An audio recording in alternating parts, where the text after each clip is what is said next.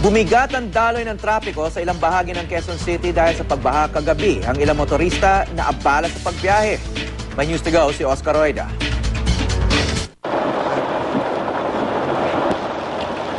Ganito ang tagpo sa iba't ibang sulok ng Quezon City kagabi.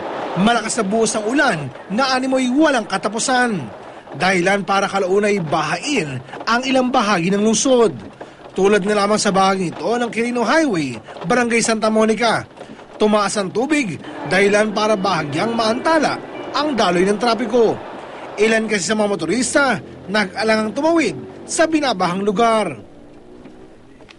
Sa may Maria Clara, Barangay Santo Domingo, di naman ganong naiba ang sitwasyon. Marami rin sasakyan ang nagsipag-atrasan nang mamataan ang baha sa lugar. Maliban na lang sa ilan na sadya yatang matibay ang mga loob. Malas lang ng motorsiklong ito na tumirik matapos di makayanan ang tinawirang baha. Pero di naman gaano natagal ang pagbaha.